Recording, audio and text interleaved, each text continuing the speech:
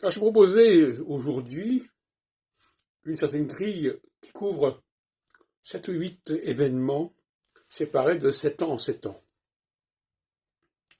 Et cette grille, qui va de 1986 à 2015, ce qui fait 28 ans en fin de compte, cette grille,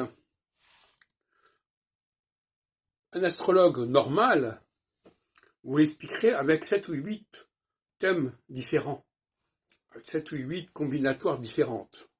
Là où moi je l'explique avec un seul et même modèle qui comporte une seule planète et qui comporte que 2 cas de figure possibles. Alors vous comprenez bien que mon modèle est 100 fois plus économique que le modèle que proposé par la plupart des astrologues. Bon, donc il y a là une question qui peut se poser.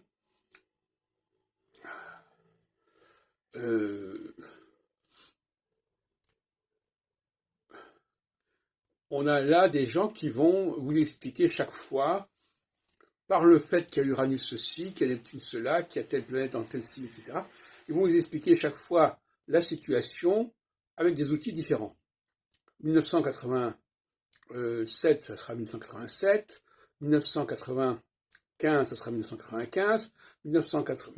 2001, ça sera 2001. 2000, etc. Donc, chaque fois, ils vont vous faire le thème astral de la période en question.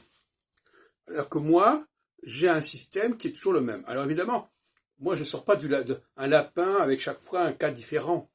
Pluton qui fait ceci, tel aspect qui fait cela, etc. Comme ferait Yves Lenoble, quand il étudie l'indice cyclique de Barbeau. Non, moi je n'ai pas d'échappatoire, j'ai un système qui est ce qu'il est, et on ne peut pas le modifier, on ne peut pas le corriger, on ne peut pas lui ajouter ceci ou cela. Donc c'est pour ça que la théorie des aspects a cela de vicieux, c'est qu'elle permet toujours d'ajouter quelque chose. L'aspect, c'est quelque chose qui permet d'ajouter. On va ajouter un trigone, on va ajouter un carré, on va ajouter une planète qui n'était pas prévue dans le cas de figure, etc., etc., etc.